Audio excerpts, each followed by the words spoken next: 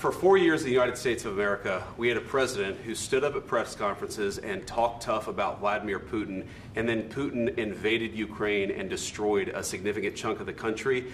The path to peace and the path to prosperity is maybe engaging in diplomacy. We tried the pathway of Joe Biden of thumping our chest and pretending that the President of the United States' words mattered more than the President of the United States' actions. What makes America a good country is America engaging in diplomacy. That's what President Trump is doing. Can I ask you? Sure. Yeah? Yeah. Okay. So he occupied our parts, big parts of Ukraine, part of East and Crimea. So he occupied it on 2014. So during a lot of years, so I'm not speaking about just Biden, but those time was Obama, then President Obama, then President Trump, then President Biden, now President Trump, and God bless, now President Trump will stop him. But during 2014, nobody stopped him. He just occupied and took. He killed people. You know what the contact 2015. 2014. 2014 and 2015. 2014. Yeah. So I was not here. Yeah, but that's exactly right. Yes, but during 2014 till 2022, yeah, the situation the same. The people are been dying on the contact line. Nobody stopped him. You know that we had conversations with him, a lot of conversation, my bilateral conversation, and we signed with him, me, like a new president. In 2019, I signed with him the deal. I signed with him, Macron and Merkel, we signed ceasefire. Ceasefire. All of them told me that he will never go. We signed him with gas contract. Gas contract. Yes, but after that, he broken this ceasefire. He killed our people and he didn't exchange prisoners. We signed the exchange of prisoners, but he didn't do it. What kind of diplomacy, JD, you are speaking about? What do you mean?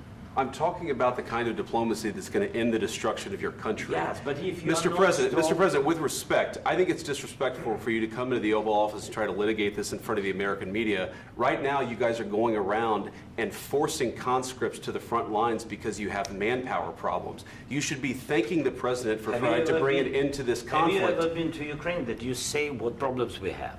I have been to. Count once. I've actually watched and seen the stories, and I know what happens is you bring people, you bring them on a propaganda tour, Mr. President. Do you disagree that you've had problems bringing people into your military? And do you think that it's respectful to come to the Oval Office of the United States of America and attack the administration that is trying to prevent the destruction of your country? A lot of questions. Let's start from the beginning. Sure. First of all, during the war, everybody has problems, even you, but you have nice ocean and don't feel now, but you will feel it in the future. God bless. You don't know that. God bless. You God bless. You will not have a war. Don't tell us what we're going to feel. We're trying to solve a problem. Don't tell us what we're going to feel. I'm not telling you. Because you're in no position to dictate that. That's exactly what you're doing. You're in no position to dictate what we're going to feel. We're going to feel very good. You will feel influence. We're going to feel very good and very strong. You will feel influence. You're right now not in a very good position. You've allowed yourself to be in a very bad position, and he happens to be right about it. From the very beginning of the war. You're not in a good position. You don't have the cards right now. With us, you start having cards. Right now, you don't. You're playing cards. You're playing cards. You're gambling with the lives of millions of people. You're gambling with World War III. You're gambling with World War III. And what you're doing is very disrespectful to the country, this country. That's back to you. Far more than a lot of people said they should have. Have you said thank you once? This entire meeting? No, in this entire meeting, have you said thank you? You went to Pennsylvania and campaigned for the opposition in October. Offer some words of appreciation for the United States of America and the president who's trying to save your country. Please, you think that if you will speak very loudly about the war, you can... He's not speaking loudly. He's not speaking loudly. Your country's in big trouble. Can I answer? Wait a minute. No. You've done a lot of talking. Your country is in big trouble. I know. You're not winning. You're not winning this. You have a damn good chance of coming out okay because of us. Mr. President, We are staying in our country, staying strong from the very beginning of the war. We've been alone, and we are thankful. I said thanks you haven't in been this alone. cabinet, You and haven't not been only alone. in this cabinet. We gave you, through this said stupid president, $350 billion. You voted we gave for you your military equipment, and you men are brave, but they had to use our military. What about if you didn't have our military equipment, if you didn't have our military equipment, this war would have been over in 2 weeks. In 3 days, I heard it from Putin. In 3 days, this is something maybe new. Less. In 2 weeks, of course, yes. It's going to be a very hard thing to do business like this. Again, I tell you. just say thank you. I said a lot of times to American people. Accept that there are disagreements, and let's go litigate those disagreements rather than trying to fight it out in the American media when you're wrong. We know that you're wrong. But you see, I think it's good for the American people to see what's going on. I understand, sir. I think it's very important. That's why I kept this going so long. You have to be thankful. You don't have the cards. Thankful. You're buried there. Your people are dying. You're again, running low on soldiers. Listen, you're running Mr. low President. on soldiers.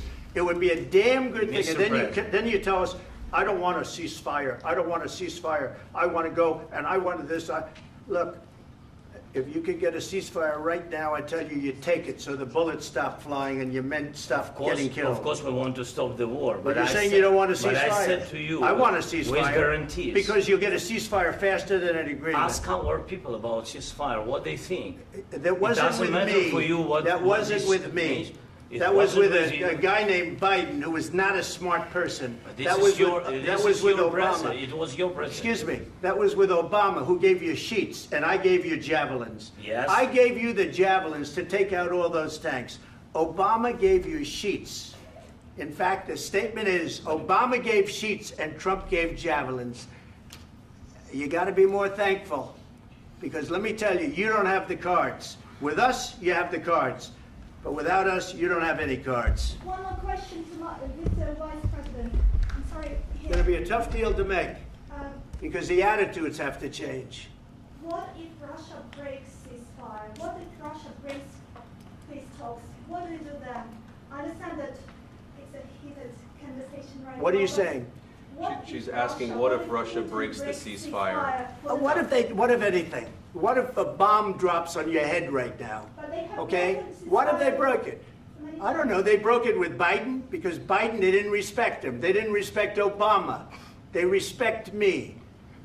Let me tell you, Putin went through a hell of a lot with me. He went through a phony witch hunt where they used him and Russia. Russia. You ever hear of that deal? That was a phony Hunter Biden, Joe Biden scam. Hillary Clinton, Shifty Adam Schiff. It was a Democrat scam. And he had to go through that. And he did go through it. We didn't end up in a war. And he went through it. He was accused of all that stuff. He had nothing to do with it. It came out of Hunter Biden's bathroom. It came out of Hunter Biden's bedroom. It was disgusting. And then they said, oh, the laptop from hell was made by Russia. The 51 agents. The whole thing was a scam. And he had to put up with that. He was being accused of all that stuff. All I can say is this. He might have broken deals with Obama and Bush, and he might have broken them with Biden. He did, maybe. Maybe he didn't. I don't know what happened. But he didn't break them with me. He wants to make a deal. I don't know if you can make a deal. The problem is, I've empowered you to be a tough guy. And I don't think you'd be a tough guy without the United States. And your people are very brave. But you're either going to make a deal or we're out. And if we're out, you'll fight it out. I don't think it's going to be pretty, but you'll fight it out. But you don't have the cards. But once we sign that deal, you're in a much better position. But you're not acting at all thankful. And that's not a nice thing. I'll be honest, that's not a nice thing.